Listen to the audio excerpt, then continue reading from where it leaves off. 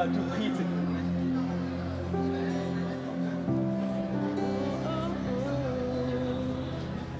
Je vous invite à continuer à élever notre Seigneur en faisant monter vers lui vos prières de reconnaissance tous ensemble, qu'ensemble nous puissions prier.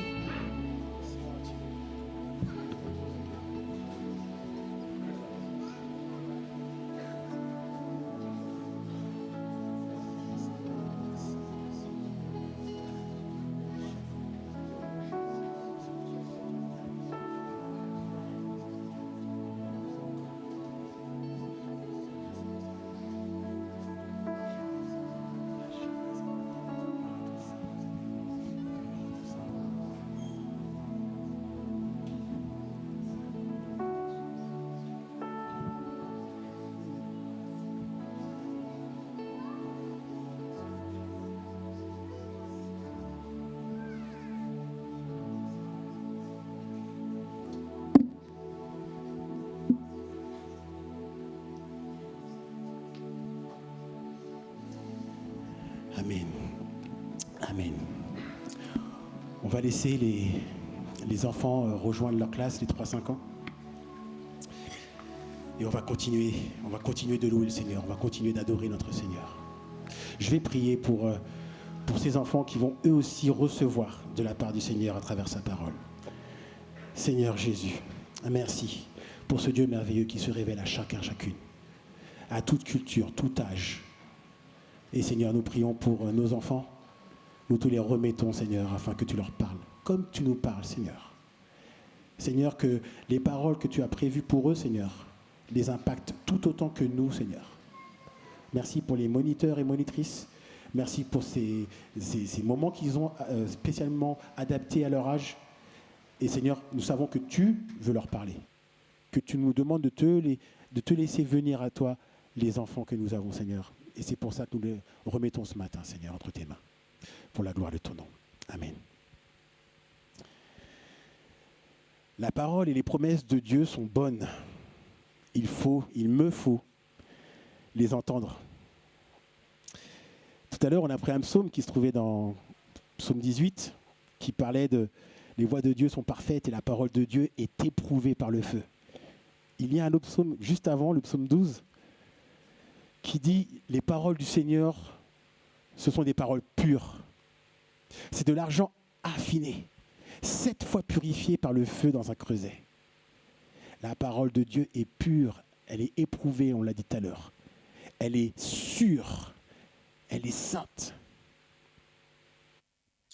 Nous devons justement nous en abreuver.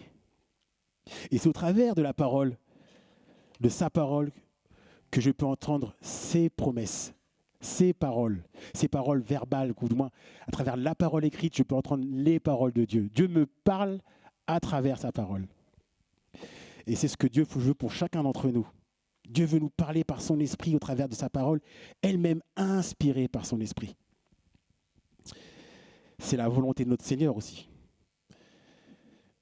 Jésus, dans ce passage que nous voyons en groupe de maison, justement, entre Jean 13 et 17, dans sa prière, Jésus va dire « Consacre-les par la vérité. Ta parole est la vérité. » La parole de Dieu est la vérité. Jésus lui-même, la parole vivante, est la vérité, le chemin et la vie.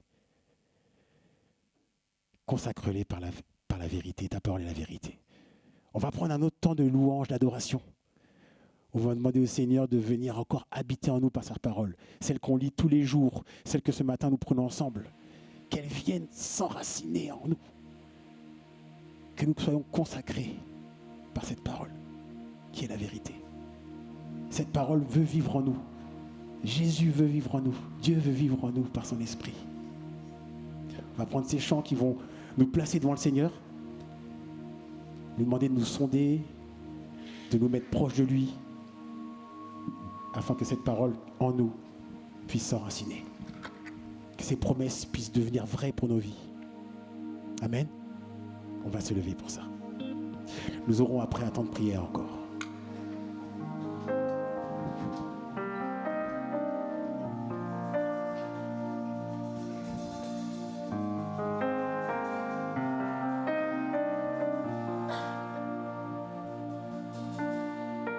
C'est ton cœur que je recherche. Dès que le soleil se lève, je connais ta douce voix. Mon cœur ne brûle que pour toi. C'est toi seul que je désire. Même quand mes pensées chavirent, je connais ta douce voix. Jésus, tu m'attires à toi. Pour un cœur à cœur avec toi, Seigneur, le reste perd en importance quand je suis là dans ta présence. Quand je suis là dans ta présence.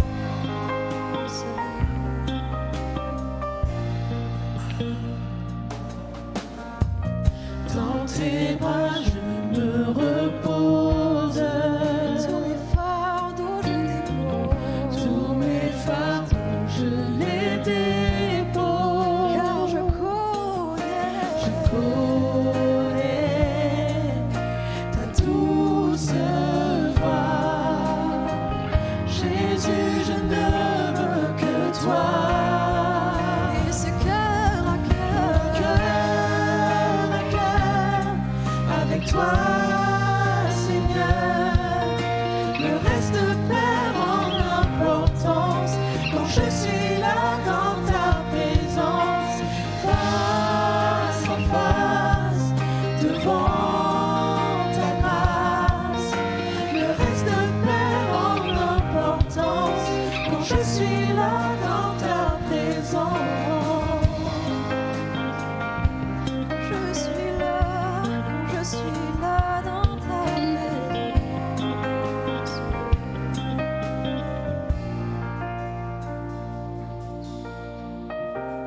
Je plie le genou, j'abandonne tout. Le seul désir de mon cœur, c'est ton cœur. Je plie le genou, j'abandonne tout. Le seul désir de mon cœur, c'est ton cœur. Je plie le genou, Je plie le genou, j'abandonne tout. Le seul désir de mon cœur, c'est ton cœur. plions le genou. Je plie le genou, Nous j'abandonne tout. Le seul désir de mon cœur, c'est ton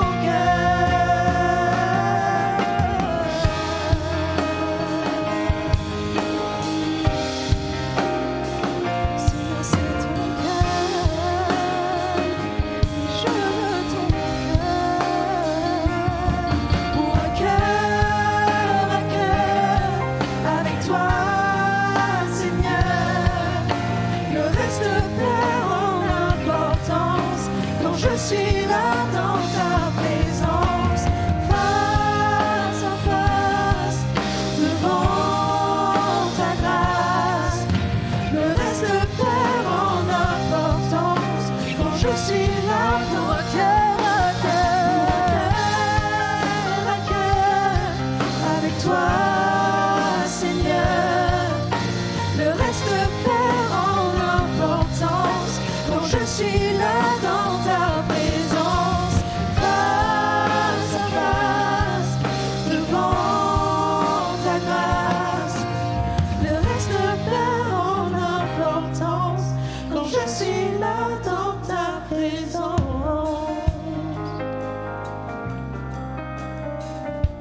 Quand je suis là dans ta présence. Comme je suis là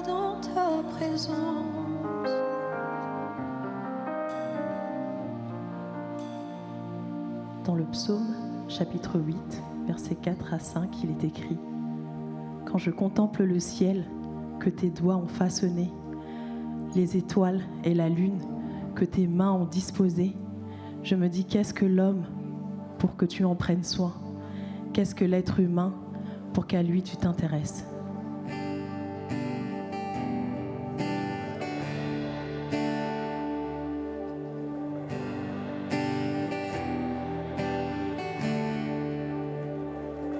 Quand je sonde l'univers, les astres que tu as créés, les océans, les mers,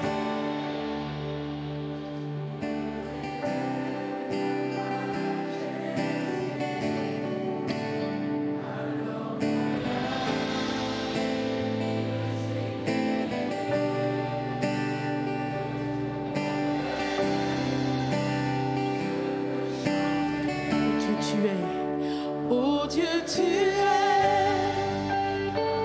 infiniment grand, éternel puissant, roi majestueux. Oh Dieu, tu es infiniment grand, éternel puissant, roi majestueux.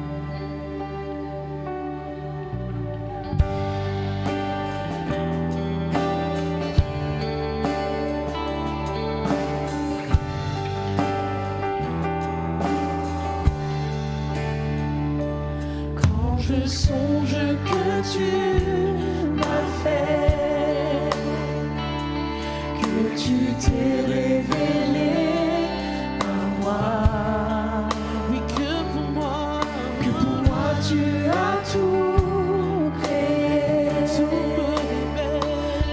me révèle ta bonté. Alors mon âme veut s'écrier de tout mon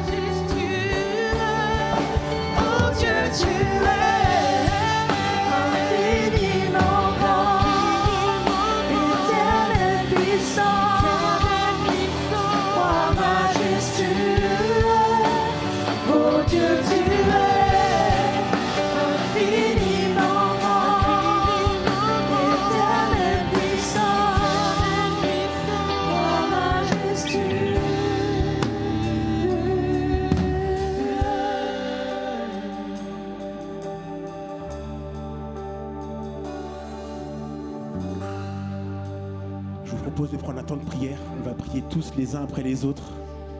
Et je vous encourage, pour ceux qui ont un passage, un verset à cœur, de le lire à voix haute afin que nous soyons édifiés et afin que le Seigneur soit glorifié. Si vous avez un passage à cœur, n'hésitez pas à le lire. Prenons ce temps de prière les uns après les autres.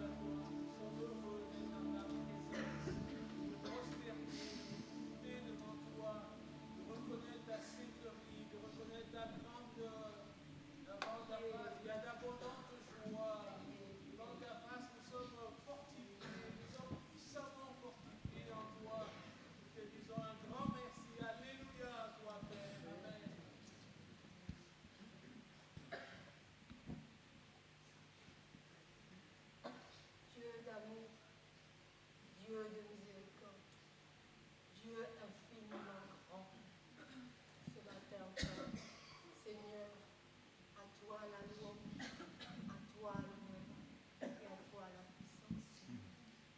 C'est vrai, Seigneur, tu nous dis, ma grâce te suffit. Même, Seigneur, des fois, je suis courbée sous l'épreuve, mais ta grâce me suffit.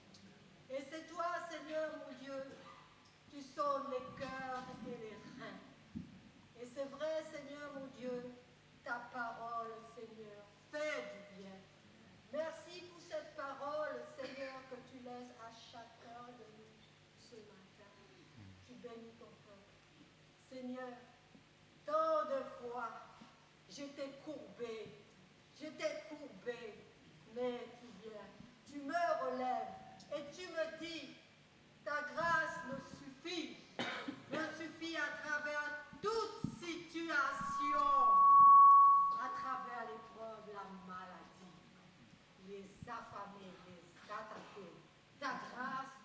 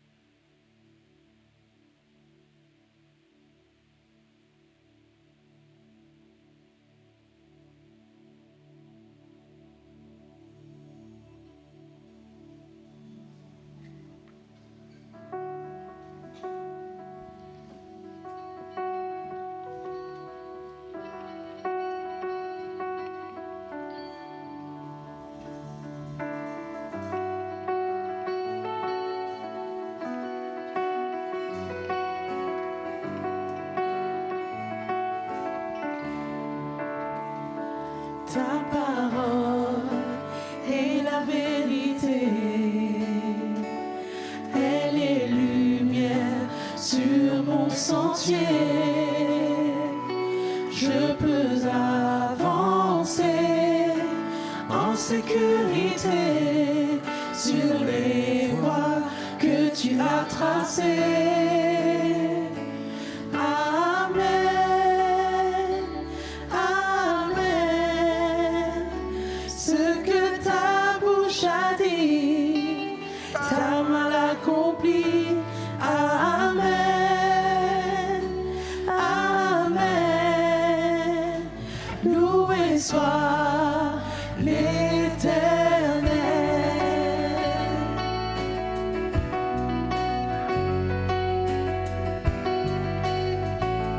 Ta parole est une arme puissante. Ta parole est une arme puissante. Une épée à double tranchant. En toi j'ai confiance, Dieu tout-puissant, éternel, Dieu triomphant. Amen, Amen.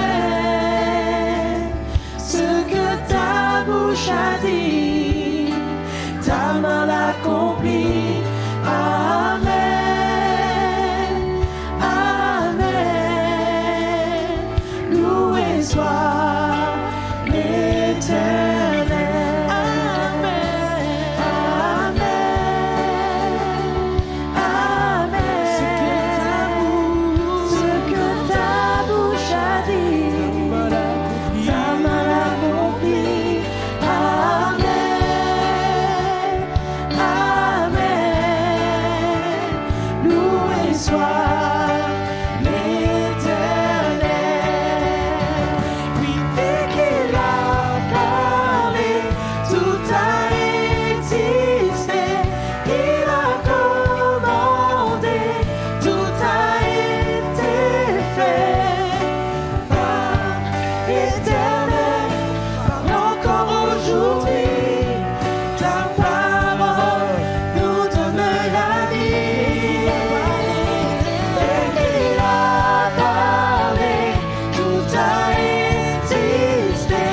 Il a commandé, tout a été fait. Par l'Éternel, parle encore aujourd'hui. Ta parole nous donne la vie.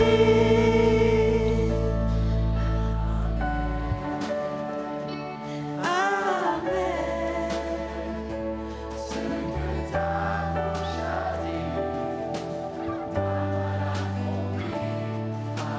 Amen, Amen.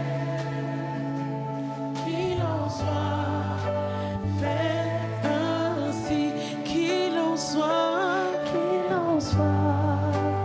fait ainsi. Oui, qu'il en soit fait ainsi.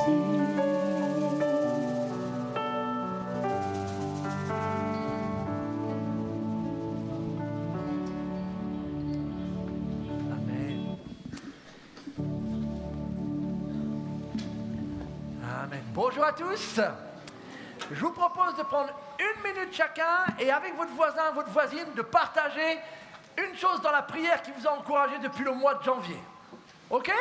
Ça peut être une réponse, un encouragement, un exaucement de prière, un texte que vous avez lu sur la prière. Prenez une minute avec votre voisin ou votre voisine et partagez juste une chose qui vous a encouragé depuis qu'on a lancé cette nouvelle série sur la prière.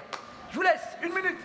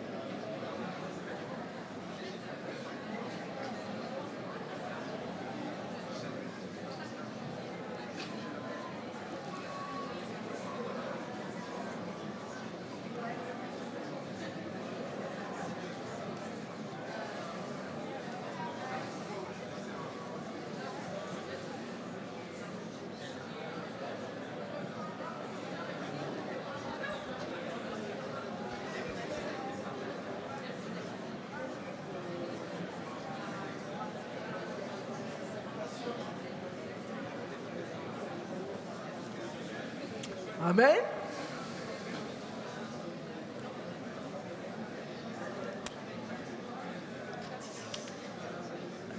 Allez, je vous invite à la prière.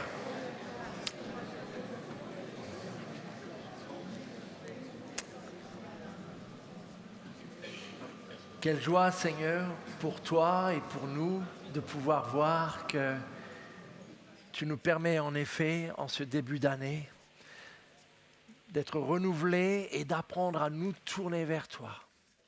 Et tout au long de ce culte, nous voulons de le vivre, mais ce que nous vivons le dimanche, ce que nous entendons, nous voulons aussi le vivre et que cela imprègne chaque jour de notre semaine. Et merci pour tous ces différents témoignages des uns et des autres par lesquels tu as pu nous encourager à nous approcher davantage de toi, à nous confier en toi, à prier, à peut-être prier plus, à peut-être prier à différents moments de la journée et à aussi goûter à ta présence, à cette paix que tu veux et que tu veux nous donner, à peut-être aussi voir une réponse concrète à une requête que l'on t'avait apportée, Seigneur, et qui nous a encouragés. Seigneur, c'est notre désir, notre prière que tu nous donnes cette joie, cette grâce de prier de plus en plus et de mieux en mieux. Pour la seule et unique gloire de ton nom. Et viens encore, Seigneur, je t'en prie ce matin, nous permettre de te rencontrer. Nous nous sommes adressés à toi par nos prières, par nos louanges, Seigneur, parce que nous voulions te dire combien nous avons faim et soif de toi. Et nous te prions que maintenant ta parole, au travers des mots que tu me donnes, Seigneur, puisse nous faire du bien, nous encourager, nous édifier, Seigneur, dans notre marche avec toi. Et tout cela, Seigneur, nous le demandons dans un seul et unique but, la gloire de ton nom. Amen. Amen. Alors, comment se passe ce stage? Ça va? Vous êtes encouragés? Dimanche dernier, j'étais à Roissy, mais voilà, on ne veut pas oublier que nous sommes, depuis début janvier, dans cette série, et plus qu'une série, dans cette désir, vision, aspiration à prier sans cesse. C'est-à-dire à nourrir une conversation avec notre Dieu. Et une des vérités que l'on a évoquées au tout début de cette nouvelle série, pour nous rassurer tous, c'est que prier, ça s'apprend. Comme beaucoup de choses dans la vie, nous ne naissons pas hommes et femmes de prière dès qu'on devient chrétien. Ça s'apprend, et toute chose qui s'apprend demande une partie de pratique. Et je vous avais lancé et proposé de prier de plus en plus, essayer de prier à différents moments de la journée, et de mieux en mieux. Et pour cela, on a besoin d'un minimum de théorie, un minimum d'enseignement pour apprendre. Et c'est ce que l'on essaye de faire aussi durant ces temps du dimanche. Il y a 26 ans bientôt, 25 ans et demi à peu près, avec mon épouse, nous nous trouvions pour notre lune de miel à Carthagène des Indes. Autrement dit, petite ville paradisiaque avec ses plages, sa météo idyllique. Et voilà, nous découvrions cette ville de Carthagène. Et un jour, pour nous rendre dans le centre-ville historique, on a pris ces petits bus touristiques qui nous emmenaient. Et alors que nous étions assis à l'intérieur d'un de ces bus, tout d'un coup, on a réalisé que sur le plafond du bus, il y avait écrit des citations, il y avait des paroles. Et à un moment donné, à notre grande surprise, il y avait toutes sortes de paroles sur toutes sortes de sujets. Mais en plein milieu de ces paroles-là, du peu d'anglais que je maîtrisais, j'ai compris un des paroles qui disait « Quand je lis la Bible, Dieu me parle, et quand je prie, je parle avec Dieu. » Et c'était pour nous assez étonnant de découvrir une parole comme ça dans un bus touristique. Je me suis dit, tiens, ce serait une bonne idée pour les bus à Paris, dans les double deck, de pouvoir peut-être avoir des versets un peu comme ça, ou des paroles en tout cas édifiantes.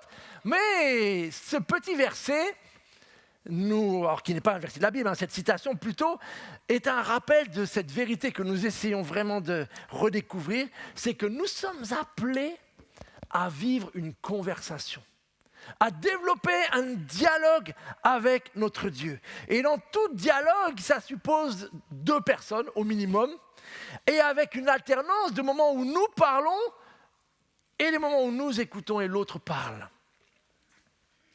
Et ce matin, la grande question à laquelle nous voudrions essayer de répondre ensemble, c'est dans ce dialogue, quand je lis la Bible, Dieu me parle. Quand je prie, je parle et je réponds à Dieu. Quelle est du coup la place de la Bible dans le développement de notre vie de prière? Quelle place elle devrait occuper? Pourquoi je pose cette question? Parce que la prière n'est pas l'apanage de nous chrétiens. La prière est omniprésente dans la plupart de toutes les religions, de toutes les formes de culte qui existent. Il y a des milliards de personnes qui prient sans nécessairement lire la Bible. Et en fait, il est même probable que nous-mêmes, la toute première fois que nous avons parlé à Dieu, que nous avons élevé notre voix aussi jeunes que nous étions, probablement nous l'avions fait sans encore avoir même une Bible chez nous, ou sans même peut-être l'avoir encore lue. On pourrait donc en déduire que quelque part, lire la Bible et avoir une vie de prière sont deux choses totalement distinctes, qu'on peut faire l'un sans l'autre. On pourrait même conclure parfois que du coup la Bible est inutile pour développer une vie de prière. En plus, il y a un cliché que de temps en temps je constate qui tend à penser que si je lis la Bible, si je lis trop la Bible, je risque de devenir quelqu'un un peu d'intellectuel, théorique, avec un cœur froid. C'est un cliché que j'entends parfois. Et c'est vraiment un cliché. Les personnes qui, en lisant la Bible, ont un cœur froid, ce n'est pas la Bible qui leur a donné le cœur froid, c'est que probablement elle l'était déjà un peu avant. Et donc, on doit rejeter ce genre de cliché qui nous fait penser que si je me mets à lire la Bible ou à trop lire la Bible, je vais devenir quelqu'un qui vit dans son monde théorique et que ça ne m'aidera pas. Au contraire, ça me rendra compliqué d'avoir une vie de prière. C'est un cliché. C'est un mensonge. Si nous voulons vraiment développer une vie de prière, une conversation avec Dieu, il nous faut non seulement apprendre à lui parler, mais il nous faut aussi apprendre à l'écouter. Combien d'entre nous parlons anglais? Voilà, on est quand même un bon nombre. Moi, je me rappelle, j'avais hâte d'apprendre l'anglais. Et quand j'arrivais en 6e, le collège, la période à laquelle on apprenait l'anglais dans ma génération, je connaissais déjà quelques mots. Je connaissais Yesterday, grâce aux Beatles. Je connaissais Only You, grâce aux Platters. Je connaissais I Love You, pour d'autres raisons. Hein. Et puis, je connaissais How Are You. Et puis, vous tous aujourd'hui, vous connaissez tous en plus Where is Brian, grâce à vous savez qui. Donc, on a un peu de base, on a un peu d'expérience. Maintenant, imaginons qu'à cause de ces choses-là, on en déduise que c'est suffisant pour parler l'anglais.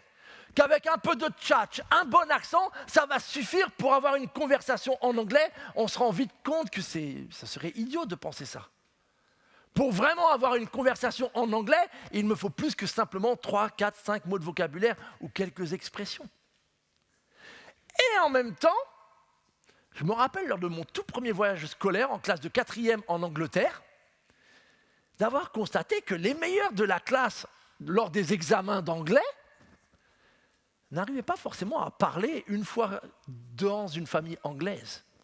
Qu'il y avait une petite distance ou un décalage entre la théorie qu'on arrivait et puis que certains élèves très intellectuels arrivaient à valider tous leurs tests d'anglais, leurs verbes de prétérit, etc., etc.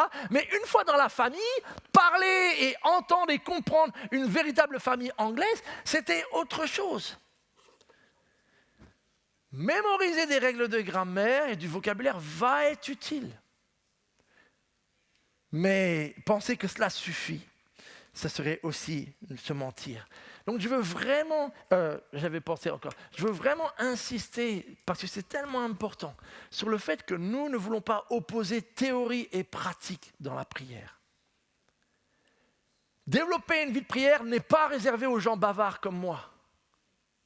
Non, peut-être tu es plutôt timide et réservé, et il y a une place pour une vie de prière. Donc c'est vraiment important de ne pas opposer ces deux. Je le dis parce que je le constate souvent et que j'ai des fois l'impression que le monde évangélique est développé en deux grands camps. Ceux qui prient beaucoup, mais où des fois la place de la Bible est un peu mise de côté. Et puis ceux qui lisent beaucoup la Bible. Et des fois on cherche un peu où est la place de la prière. Nous ne voulons tomber dans aucune de ces deux pièges. Les deux sont inséparables et on le comprend à partir du moment où on comprend que c'est un dialogue que l'on développe avec Dieu. Et notre première vérité ce matin pour nous, en effet, c'est que pour mieux parler avec Dieu, il nous faut aussi, en effet, passer par le fait de mieux l'écouter. C'est le tout premier point que je voudrais vraiment que nous puissions comprendre. Pour apprendre à mieux parler avec mon Dieu, je dois aussi apprendre à mieux l'écouter. C'est important de réaliser que la sincérité seule ne suffit pas. La sincérité est extrêmement importante, mais on l'a tous expérimenté. On peut des fois dire quelque chose avec beaucoup de sincérité et en même temps c'est une erreur.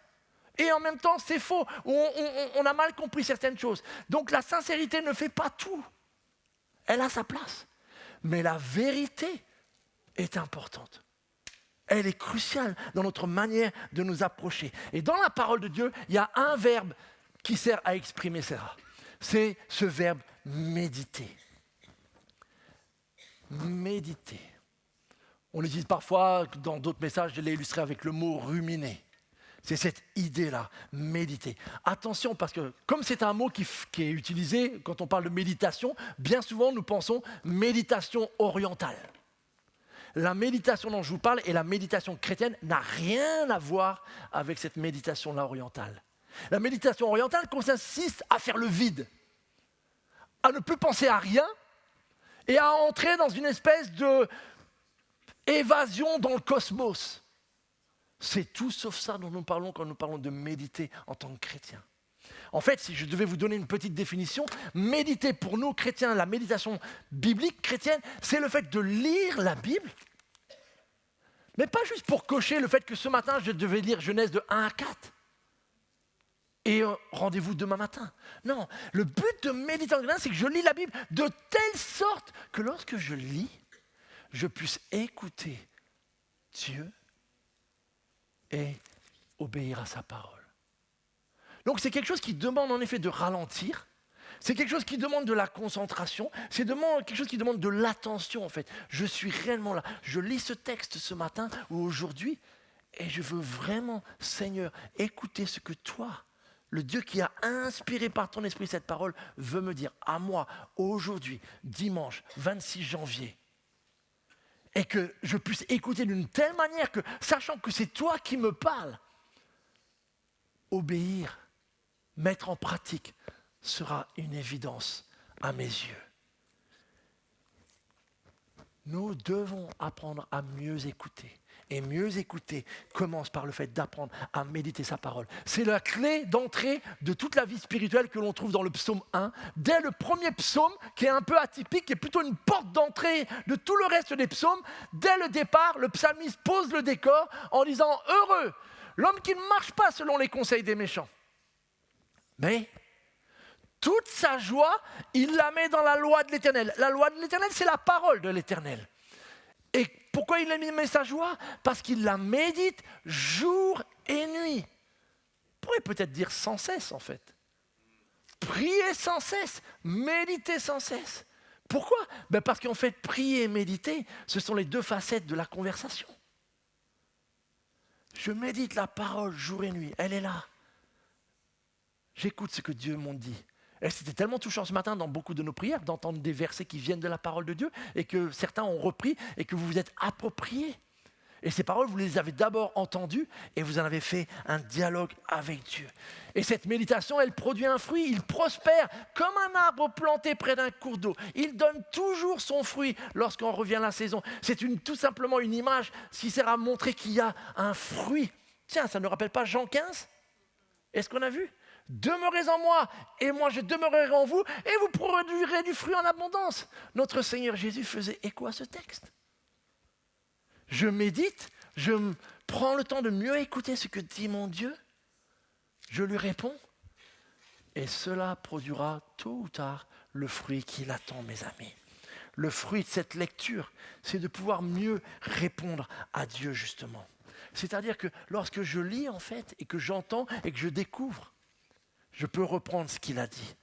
Pourquoi c'est si important ? Parce que, comme je le disais tout à l'heure, nous avons tous commencé probablement à prier ou à lancer nos premières prières dans des situations qui, voilà, peut-être d'urgence, de cris au secours, etc. Et on s'est approché de Dieu. Et c'était une très bonne chose. Mais on le sait aussi, nous venons tous devant Dieu avec des fois des préjugés.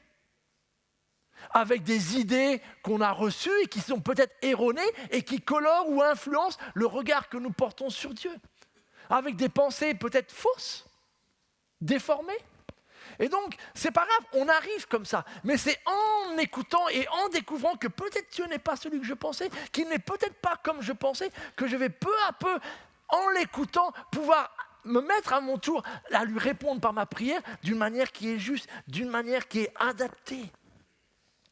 Voyez-vous, cette notion de méditer, ça existe depuis des siècles. C'est une méthode qui, par le passé, a été appelée avec un nom latin qui s'appelait Lectio Divina. On pourrait dire la lecture divine, ou la lecture méditative, ou la lecture priante. Tout ça, ce sont des synonymes de cette même manière de nous approcher. Je veux réinsister. Nous voulons lire la Bible et nous voulons encourager. Et c'est une exhortation que j'ai entendue toute ma jeunesse et je bénis le Seigneur. Sauf que parfois, j'ai tellement pensé que l'objectif, c'était lire la Bible.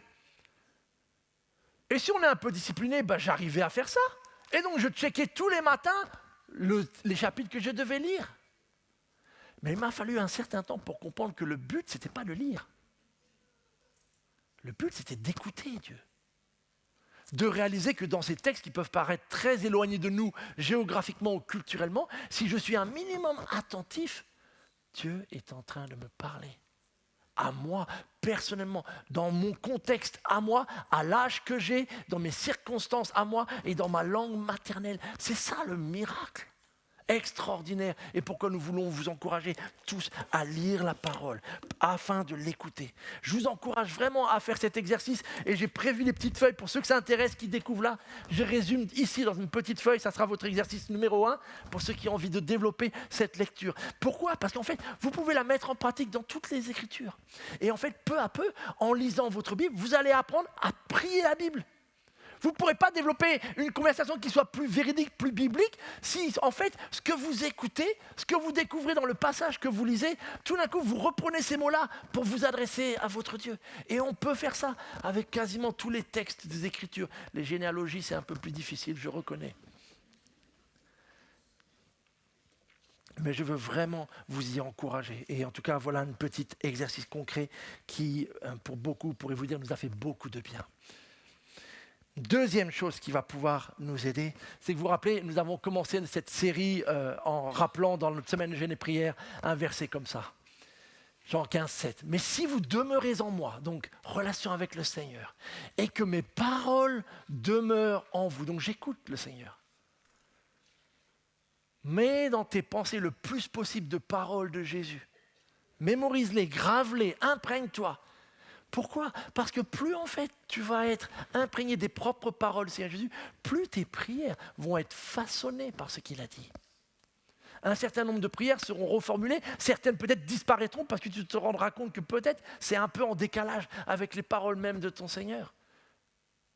Et alors, vous pourrez goûter en effet cette joie de voir de plus en plus ce que vous demandez être exaucé. Dans un autre texte, regardez Colossiens, le lien entre la parole et la prière. Que la parole de Christ. En fait, au moment où il dit ça, il évoque le fait que toute la parole de la Bible est parole de Christ, puisqu'il est la parole. Et voici comment il dit, que la parole de Christ, alors là c'est une dimension collective, réside au milieu de vous, dans toute sa richesse. Pas juste nos 2-3 versets préférés, toute sa richesse. Qu'elle vous inspire une pleine sagesse, qu'elle puisse vous instruire, vous avertir les uns les autres. Et regardez maintenant le lien, pour chanter à Dieu. On a chanté plusieurs textes bibliques ce matin, comme le psaume 23, etc.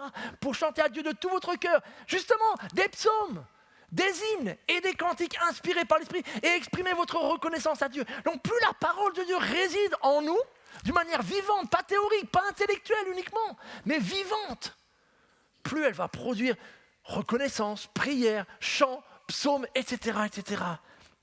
En fait, si je devais le dire, et c'est mon deuxième point en 2 mots, à l'école des psaumes. Voilà où nous devons nous mettre pour commencer à développer la prière et où nous pourrons apprendre à prier. Vous connaissez ce livre, il est au milieu de notre Bible à tous, enfin pour la version en tout cas papier, au milieu vous trouvez ce livre-là. Le plus grand en termes de taille, avec 150 chapitres, rien que cela, sur des psaumes, sur la prière. La particularité des psaumes, c'est qu'en fait, nous avons à la fois la parole de Dieu, inspirés, préservés pour nous. Mais en même temps, tous ces psaumes-là, ce sont des hommes qui parlent. Ce sont des hommes et des femmes qui chantent. Ce sont des psalmistes qui écrivent leurs propres prières. Donc nous avons à la fois des mots que nous pouvons approprier et en même temps nous découvrons comment d'autres avant nous parlaient à Dieu, chantaient à Dieu, priaient à Dieu. Maintenant, si je suis honnête avec vous, au tout début de ma vie chrétienne, j'avais beaucoup de mal avec ce psaume, avec ces livres. Pourquoi 150 ? Honnêtement, 20 ou 30 ça aurait suffi. On en prend un sur les 20 ou 30 grandes principales situations de la vie, et puis ça aurait été plus facile. Et c'était difficile, parce que j'entendais, peut-être c'est votre cas ce matin, beaucoup cet encouragement de lire les psaumes. Alors, en bon chrétien obéissant, j'ai essayé, mais le problème c'est que des fois, vous imaginez, vous êtes en cours, vous partez un lundi matin, vous avez votre examen de maths, et puis vous êtes au psaume 22, et puis il démarre comme ça. Mon Dieu, pourquoi m'as-tu abandonné ? Ah non, Seigneur, ce matin j'ai examen de maths, ne m'abandonne pas, c'est pas le moment. Donc vous voyez, des fois vous vous approchez un texte, c'est quoi le rapport avec ma vie ? Et puis il continue, tu restes loin, non surtout pas, il y a examen, tu ne viens pas me secourir, oh non Seigneur, malgré mes plaintes. Mon Dieu, le jour j'appelle mais tu ne réponds pas, la nuit je crie sans trouver de repos. Et là, votre journée tout d'un coup elle vient de prendre un autre tournant, vous alliez bien jusqu'à là, et c'est pas simple. Et puis inversement, peut-être un jour, vous êtes un peu abattu, vous êtes un peu découragé, puis là, vous tournez la page, et puis vous êtes sur le psaume 23. L'Éternel est mon berger, je ne manquerai de rien. Non, ça c'était pour hier, pour l'examen de maths que je voulais ce psaume. Grâce à lui, je me repose. Attends, mais il n'y a pas un problème. La nuit, je crie sans trouver de repos. Grâce à lui, je me repose. Et le pire, c'est que c'est le même gars. C'est le même David qui dit ça. Et ces petits exemples caricaturaux de deux psaumes côte à côte qui semblent un peu dire le contraire, on en trouve plein d'exemples. Et donc ça peut en effet, à la toute première lecture, rendre un peu difficile le fait de s'approprier ces livres-là. Mais la première vérité importante à en conclure, et en fait on le sait déjà, c'est que la vie est comme ça. La vie, vous le savez autant que moi, elle est faite de toutes sortes de circonstances. Et il y a en effet des jours heureux, légers ou sans stress particulier, etc. Et puis il y a des jours routiniers, grisailles, où rien ne semble bien s'enchaîner. Il y a des jours de victoire, de réussite, un gros projet qu'on avait à cœur se réalise. Et puis il y a des jours où la maladie nous touche, l'épreuve, le deuil, etc. Tout cela, nous le vivons. Et tout cela, les psalmistes l'ont vécu aussi. Alors c'est quoi la grande vérité ? C'est quoi l'utilité ? Si c'est juste pour savoir que la vie est faite de haut et de bas et que c'est un peu les montagnes russes. Elle est là la grande vérité. C'est que ces psaumes-là nous enseignent que malgré la diversité des circonstances, les psalmistes arrivent toujours à garder Dieu au centre. Alors, on y arrive à peu près tous quand tout va bien. Mais la majorité des psaumes, plus de la moitié, sont plutôt des psaumes où ça va pas bien. Et parfois, ça va vraiment pas bien du tout. Et malgré cela, nous découvrons des hommes qui continuent à vouloir garder Dieu au centre. Garder Dieu au centre de leur vie. Alors on a ces psaumes, Seigneur, tu fais tout dans ma vie, je te loue, je te chante. Mais on a aussi ces psaumes, Seigneur, il m'arrive cela, tu permets cela, un tel m'a dit cela, des autres prévoient ça. Seigneur, qu'est-ce que tu fais ? Renouvelle-moi, fortifie-moi. Des psaumes où il dit, Seigneur, je sais que tu es bon, je sais que tu es fidèle, mais je ne le vois pas. Et jusqu'à quand tu vas rester silencieux, etc. Des psaumes où on a tout d'un coup l'impression qu'il y a un ton quasi de reproche. Des prières qu'on entend rarement le dimanche matin. Et pourtant, si on est honnête, on s'est tous posé ces questions-là. On a tous eu à un moment donné le sentiment, mais mon Dieu, pourquoi tu m'as abandonné ? Pourquoi tu n'agis pas ? Pourquoi tu ne réponds pas ? Et les psalmistes sont passés par là pour nous montrer comment, dans ces mêmes moments, dans ces mêmes circonstances, continuer à garder Dieu au centre de nos vies. Ce n'est pas une petite chose. Psaume après psaume, les psalmistes nous montrent comment, quelle que soit la situation que je traverse, je peux continuer à parler et répondre avec Dieu. Pas avec ce que j'aimerais dire, mais avec ce que je ressens vraiment. Voilà pourquoi, en effet, Paul dira « Priez en toutes circonstances », ce fameux passage, je ne sais plus si je l'ai affiché. Rappelez-vous, on l'a lu lors du début de la série, « En toutes circonstances, faites toutes sortes de prières ». Oui, des prières de louange, mais pas que. Toutes sortes de prières, des requêtes sous la conduite de l'Esprit. Faites-le avec vigilance et constance. Si nous ne prions que quand tout va bien, c'est comme si j'adressais la parole à mon épouse que quand le soleil brille. En région parisienne, ça réduirait quand même pas mal notre conversation, hein. On ne peut pas fonctionner comme ça. C'est l'immaturité, en fait, qui nous guette si on est comme cela, si on développe ce genre de vie de prière.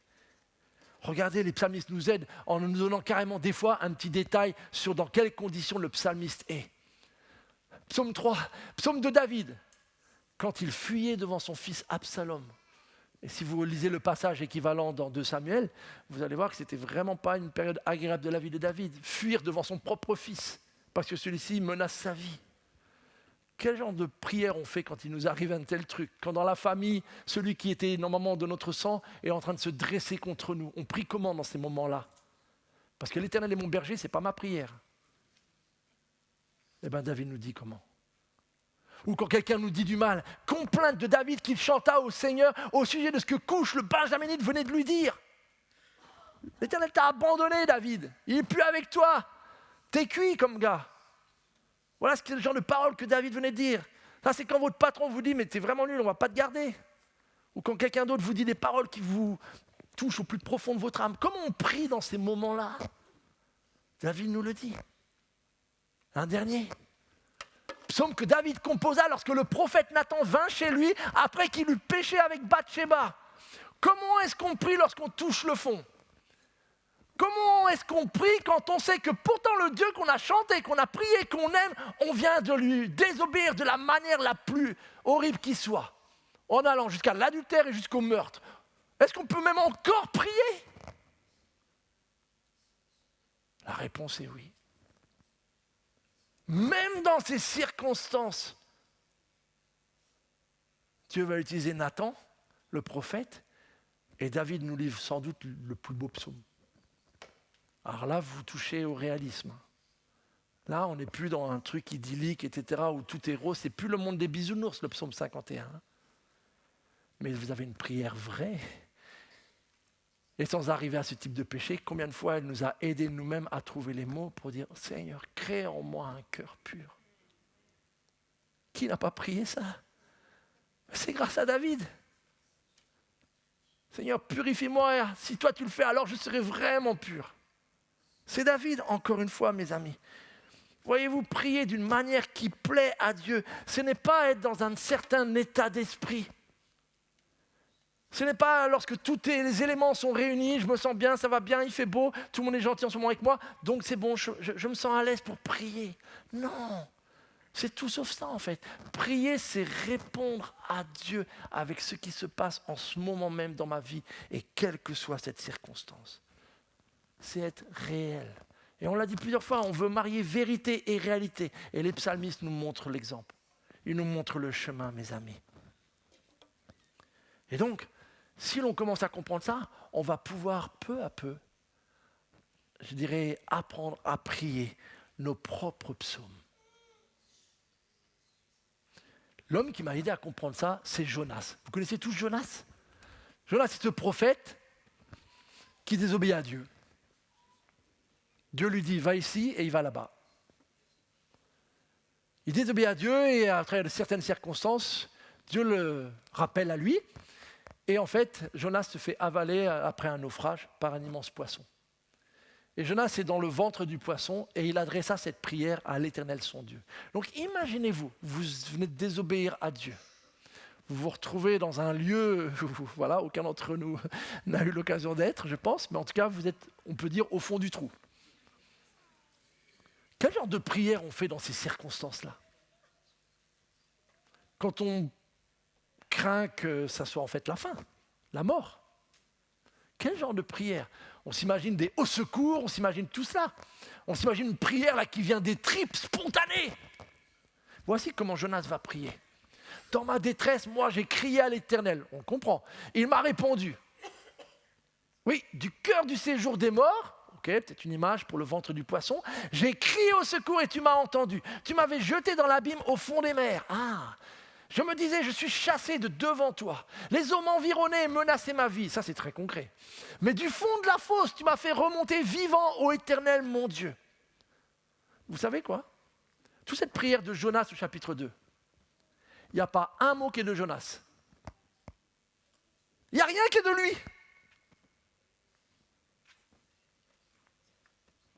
Attends, on s'attend à une prière spontanée. La prière, c'est spontané, non? Curieusement, à un moment aussi crucial de sa vie, Jonas va citer et va prier le psaume 18, 30, 31, 42, 66, 69, 71, 88, c'est pas le loto. 116, 118, 120, 130, 142, 143. Toute la prière de Jonas à ce moment-là de détresse, c'est un patchwork de tous ces psaumes qu'il connaît depuis toujours. Et qui tout d'un coup, dans son épreuve à lui, vont l'aider à continuer à s'adresser à Dieu. Et bien sûr, il prend les psaumes qui font référence à la situation, mais quand il dit « tu m'as entendu, tu m'as secouru, tu m'as fait, du fond de la tour, tu m'as fait remonter », ça, c'est pas encore arrivé. Mais il s'approprie les psaumes de ceux qui, avant lui, se sont retrouvés, pas dans le ventre d'un poisson, mais dans la détresse, dans la difficulté, les David et tous les autres. Et il prend leurs psaumes, il prend à la fois leur détresse et leur espérance, et il en fait son psaume, sa prière. Donc c'est bien la prière de Jonas. C'est bien son cri du cœur. Mais il s'est servi de tous ceux qui, avant lui, se sont retrouvés parfois dans une détresse semblable à la sienne. Et cela lui a donné la force de persévérer. Ce n'est pas que Jonas ne sait pas prier. Il s'agit bien de sa prière, comme j'ai dit. Mais il nous montre, les amis, que la prière, ce n'est pas un concours d'éloquence. Ce n'est pas d'impressionner Dieu avec le mot qui fait basculer tout, ou je ne sais quoi, ou la recherche de l'originalité. C'est que dans ce moment-là, dans sa détresse, il s'appuie sur des prières qui ont fait leur preuve. J'ai vécu un truc dans un domaine différent, un peu similaire. Lors de ma retraite spirituelle au mois de septembre, à un moment donné, j'étais dans une chapelle et je passais du temps à prier aussi. Et j'ai vraiment eu envie de louer Dieu, de le chanter. Et il s'est passé un truc bizarre, c'est que tout d'un coup, je me suis mis à chanter. Mais tous les chants qui me sont venus, c'était des chants relativement anciens, c'est-à-dire des chants que j'avais chantés au tout début de ma vie chrétienne, dans l'église où j'ai été à l'âge de 12 ans. Et tout d'un coup, de rechanter tous ces chants, « Je louerai l'Éternel, je me confie en toi », et tout ça. Mais en fait, la force qu'il y avait, j'étais ému en fait, parce que tout d'un coup, je réalisais que ces chants-là, ça fait plus de 30 et quelques années que je les chante. Et donc, ils me sont venus très naturellement, et j'étais même surpris de me rappeler à quel point je me rappelais des textes, à quel point je me rappelais des versets, des couplets, etc., et des refrains, alors que certains d'entre eux, je ne les avais pas chantés depuis des décennies. Mais tout d'un coup, ils avaient cette force, parce que je me suis rappelé que c'est les premiers chants que j'avais chantés quand j'ai découvert la foi chrétienne. Et pouvoir, à 50 ans et un certain nombre de décennies derrière, me les redécouvrir, me les réapproprier, j'avais vraiment l'impression de relouer Dieu pour la toute nouvelle fois, où il y avait une fraîcheur comme un nouveau départ. Et c'est marrant, des fois, voilà, on pourrait penser, j'aurais aimé l'originalité, j'aurais aimé inventer un nouveau chant, et il y a une place pour des cantiques nouveaux, bien évidemment. Mais vous voyez comment des fois, en fait, la sincérité ne passe pas forcément par l'originalité, mais par s'approprier des choses que l'on sait être vraies. Prier nos propres psaumes. Le livre des psaumes, mes amis, c'est comme un manuel. Ce sont des psaumes-réponses qui pourront nous aider à répondre nous aussi à Dieu. C'est un peu comme ce qu'on a vu lorsqu'on a parlé du Notre Père. On a vu, c'est une magnifique prière, c'est notre Seigneur Jésus qui l'a enseignée. Et donc, il y a une place pour la mémoriser, pour la prier nous-mêmes. Et en même temps, elle peut servir de tremplin pour notre propre vie de prière, où en partant du Notre Père, on va être amené à prier et greffer peu à peu nos propres précisions, nos propres détails personnels, etc. Mais c'est ainsi qu'on apprend à prier.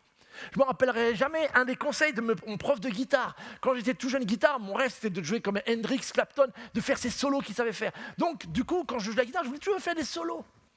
Mais vous imaginez bien, après 1 an de guitare, vos solos, mais c'est de la daube, quoi. Vous avez beau vouloir, on ne sait pas faire un solo après 1 an de guitare. Et mon prof, pour ne pas me décourager, il me dit, imite les solos de ceux que tu aimes. Oh non, je veux écrire les miens. Et en fait, j'ai commencé à faire ce qu'il m'a dit. Et en apprenant et en imitant les solos des autres, peu à peu, j'ai appris à créer mes propres solos. Dans tout apprentissage, mes amis, il y a une phase d'imitation. Et l'imitation, ce n'est pas le copier-coller du plagiat. C'est qu'en fait, vous prenez ce qui a déjà traversé les époques, qui a déjà fait ses preuves, et vous vous en imprégnez. Et à partir de cela, vous commencez à faire vos propres psaumes, vos propres prières. Mais vous vous appuyez sur ce qui a traversé. Et vous savez quoi? Et je veux terminer avec ça. Notre propre Seigneur Jésus a fait exactement cela. Tant, si quelqu'un n'avait pas besoin d'apprendre à prier, c'est bien notre Seigneur, n'est-ce pas? Oui? Dans sa divinité, il n'avait nul besoin d'apprendre. Il vit ça depuis l'éternité, parler avec son Père.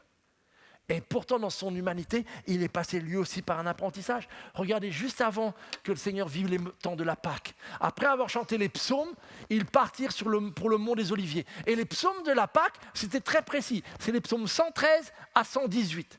Donc, juste avant, avec ses disciples, de vivre ce temps d'arrestation et de crucifixion, ils ont chanté ensemble les psaumes 113 à 118. Je ne peux pas vous l'afficher en entier. Mais un jour, si vous voulez faire un temps fort avec votre Seigneur, vous lisez le psaume 116 en vous disant « Voici ce que Jésus a lu, chanté avant de mourir. » Voici juste le verset 3 et 4. « Les cordes de la mort s'enroulaient tout autour de moi. Les terreurs du séjour des morts m'avaient déjà saisi. Et j'étais accablé de tristesse et d'angoisse. » Ça ne vous rappelle rien?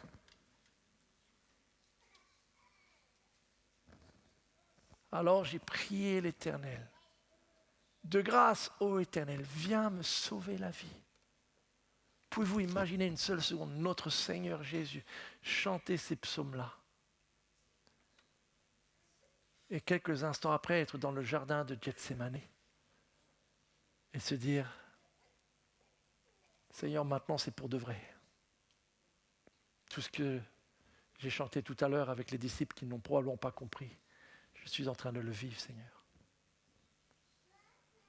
On pourrait penser que le Seigneur va avoir sa propre prière, mais il a repris ce qui est écrit là. Parce que c'était ce qu'il vivait. Parce que c'était ce qu'il traversait, mes amis. Et on a plein d'autres exemples. Sur la croix, mon Dieu, pourquoi m'as-tu abandonné? Tiens, non, Seigneur, c'est le psaume 23 qu'il fallait lire. Non, sur la croix, il a pris le psaume 22. Et un peu plus tard, il dira, Père, entre tes mains, je remets mon esprit. Ah, une parole originale. Non, pas du tout. C'est le psaume 31 et le verset 6. Une parole de David. Notre Seigneur Jésus a appris à prier les psaumes, mes amis. Alors si nous voulons apprendre à prier, c'est mon encouragement pour nous tous. Puisons dans ce qui existe déjà. Familiarisons-nous un petit peu. Dépassons peut-être, comme je l'ai dit tout à l'heure, les surprises un peu que les psaumes peuvent nous révéler. Allons au-delà. Et si on lit peut-être un psaume qui ne nous parle pas du tout, notez quand même peut-être une impression et nous dire, tiens, peut-être par contre, à un moment donné de ma vie, ce psaume-là, c'est ce que j'aurais souligné. Familiarisez-vous. Les prières qui vous parlent dans les psaumes. Mettez une stabilo sur une application, je ne sais pas, je crois qu'on peut aussi surligner. Faites ce que vous voulez, mais mémorisez ces paroles. Imprégnez-vous et repriez-les, formulez à votre sauce, vraiment. Méditez-les jour et nuit. C'est ma prière, c'est mon exercice et on va terminer là-dessus. Priez avec les psaumes. Priez avec les psaumes.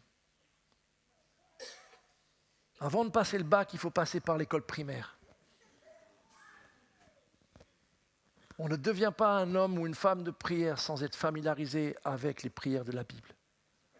Et le premier lieu par où commencer, ce sont les psaumes. plus vous serez imprégnés de ces livres-là, plus vous verrez, vous ferez vos propres prières. Mais vous aurez appris à prier et à parler et à répondre à Dieu d'une manière qui lui est vraiment agréable. Et ça, c'est l'objectif. On va prier. Notre Dieu, notre Père, nous te bénissons pour ta parole. Elle nous révèle tant de choses. Elle nous façonne. Elle nous guide. Mais nous te bénissons parce qu'elle n'est pas un manuel théorique. Nous te bénissons parce que ceux qui nous ont précédés dans la foi nous ont laissé des traces de leur propre expérience. Merci pour leur réalisme. Merci pour ces 150 psaumes. Merci pour ces psaumes de louange, de célébration que nous aimons tant. Mais merci aussi pour ces cris du cœur de tellement d'entre eux. Merci Seigneur parce que tu nous as laissé ce langage. Et nous te demandons la grâce Seigneur alors que nous voulons prier de plus en plus, de mieux en mieux, que nous puissions aussi nous familiariser Seigneur avec ta parole. Apprendre à mieux t'écouter pour mieux te parler à notre tour Seigneur. Apprendre aussi, oui, ce vocabulaire, ce langage de ta parole Seigneur. Pour que nous puissions apprendre à te prier en toutes circonstances et en tout temps Seigneur. Oui, donne-nous cette grâce Seigneur. De prier sans cesse. Et je te prie pour chacun d'entre nous, quelle que soit notre expérience avec la vie de prière, notre expérience avec le livre des psaumes, que là où nous en sommes, nous puissions, Seigneur, être encouragés et grandir et progresser. Que cette année 2025, Seigneur, soit vraiment une année où nous grandissions, Seigneur, dans notre dialogue avec toi, dans notre vie de prière, sans opposer Bible et prière, Seigneur, mais en vivant les deux comme un dialogue permanent, riche, vivant, Seigneur. Donne-nous cette grâce, Seigneur. Permets-nous d'enrichir notre vie de prière, de ne pas être toujours avec les deux mêmes types de prières ou les deux mêmes versets bibliques, Seigneur, mais de enrichir, car il y a tant de richesses, Seigneur, dans les Écritures. Donne-nous, Seigneur, cette grâce, oui, de parler de mieux en mieux avec toi. C'est notre prière, Seigneur. Et c'est pour la seule gloire de ton nom que nous le demandons. Amen.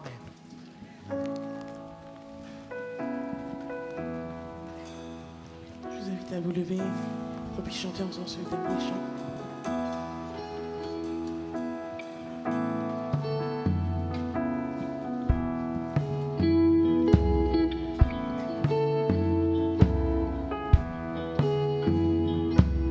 Les ténèbres devant moi n'ébranleront pas ma foi. La lumière de ta parole demeure en moi. Ta voix brise le silence, fortifie mon espérance.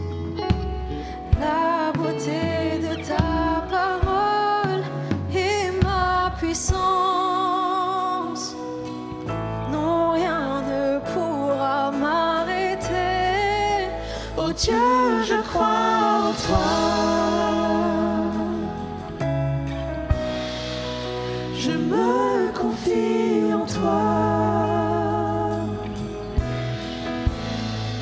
Tout ce que tu as promis, tu peux l'accomplir, tu peux l'accomplir.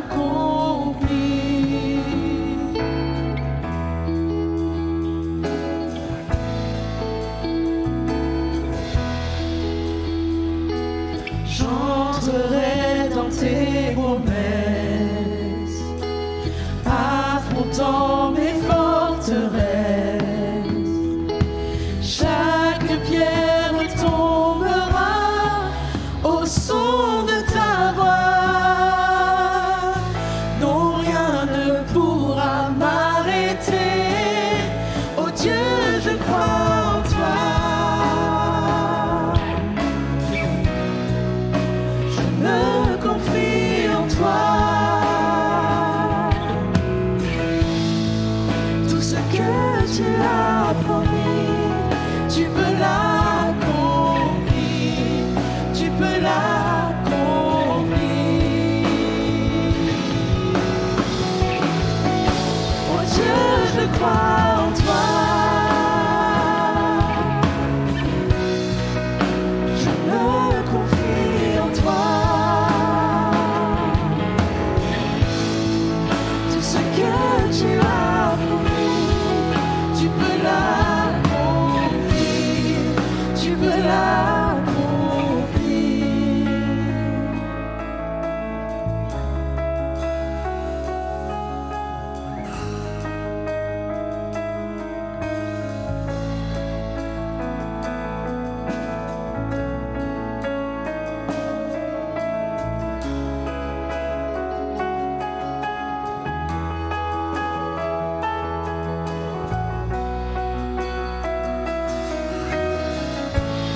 Je continuerai de te glorifier, gardant tes promesses en mon cœur. Oui, je continuerai sans fin de t'élever. En toi, je suis plus que vainqueur. Je donnerai l'honneur à mon Dieu, mon Sauveur, qu'importe ce que voient mes yeux.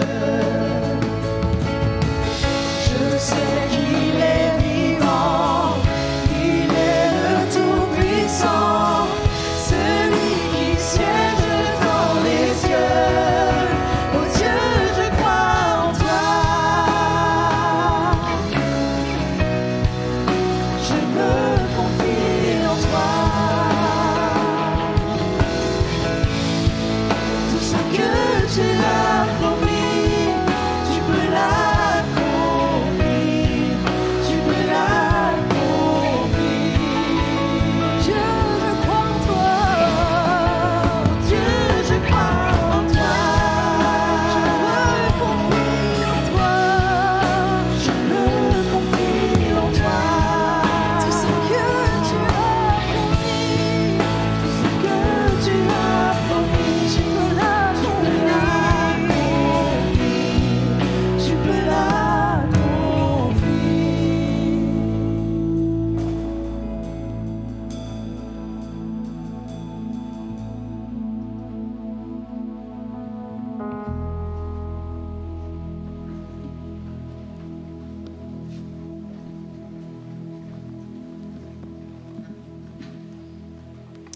Amen. Je voulais vous apporter quelques outils pratiques pour vivre ce que Manu nous a partagé ce matin. Et il y a notre librairie qui est juste à côté, où il y a pas mal de bouquins qui peuvent justement être des outils pour nous aider dans cet exercice, dans ce stage qui nous est proposé dans l'apprentissage de la prière. Premier bouquin qui s'appelle « La prière », voilà, tout simplement, de Richard Foster. Alors la pochette, la couverture est un peu vintage, je vous l'accorde, mais le contenu est très actuel. Donc vraiment, c'est un outil très fort pour le lire. Vous retrouverez pas mal de choses qui sont dites dans les prédications le dimanche. Donc ça, c'est un incontournable de Richard Foster, si vous voulez. Un autre auteur qui s'appelle Philippe Yancey qui parle de la prière. Celui-ci s'appelle « La prière fait-elle la différence ?» où lui se place vraiment à la place de quelqu'un qui apprend à prier et partage justement tout ce qu'il découvre. Donc un très bon bouquin aussi pour apprendre à prier et répondre à plusieurs questions sur la thématique de la prière. Autre bouquin qui est assez pratique aussi, c'est pas vraiment un livre, mais que vous connaissez, c'est « Connaître Dieu pour mieux prier », avec dedans plusieurs facettes que des attributs de Dieu. Une page, c'est un attribut de Dieu, avec des textes bibliques et une suggestion de prière, justement, pour prier à partir des textes bibliques et à partir de la personnalité et les attributs de Dieu. Et pour terminer, lire et prier et chanter en famille. Donc ça, c'est vraiment un guide pratique qui donne des pistes pour vivre ce que l'on dit, mais cette fois dans le cadre de la famille, avec les enfants, prier avec son épouse ou son mari, etc. Donc très pratique, très concret. Donc voilà, plus d'excuses, il y a plein d'outils pour mettre en pratique ce qu'on a vu ce matin. Et donc vous pourrez retrouver tous ces ouvrages à la librairie juste à côté avec Céline et son équipe. Donc n'hésitez pas à y aller. Après le culte aussi, on aura un temps de convivialité. Vous savez qu'une des valeurs de notre église, c'est de manger des bonnes choses et aussi de partager, d'apprendre à mieux se connaître, à prendre du temps ensemble. Donc juste après le culte, dans le hall convivial, on met plein de tables et chacun amène quelque chose à manger, à partager. Et puis on passe du temps pour mieux se connaître et pour discuter ensemble. Donc n'hésitez pas à rester. Et si vous n'avez pas prévu, c'est pas encore trop tard, vous pouvez acheter des choses autour, il y a plein de choses et amener quelque chose à manger. Donc n'hésitez pas.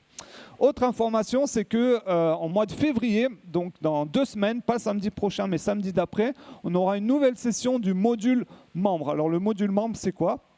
C'est un temps qu'on prend, donc le samedi matin, ce sera à partir de 9 h, avec moi-même qui vais l'animer, pour les personnes qui souhaitent devenir membres de notre Église. Savoir à quoi ça engage de devenir membre, quelle est la responsabilité d'un membre de l'Église pour être membre des associations de notre Église, l'association cultuelle et l'association culturelle. Donc si vous souhaitez franchir un cap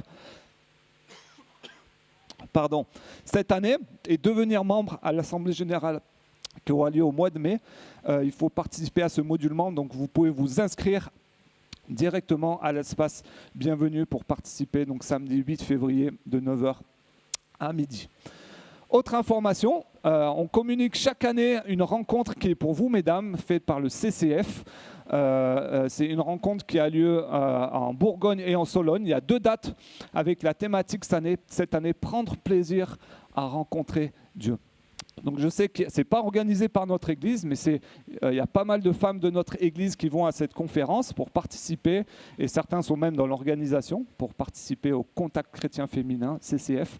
Donc si vous voulez des informations, pareil, il y a des brochures à l'espace Bienvenue, et notre chère Marie-Cécile qui est là-bas aussi, qui y va chaque année, qui pourra vous renseigner et vous donner les informations pour vous inscrire. Sinon, vous pourrez aller directement sur le site pour avoir toutes les informations ou flasher le QR code.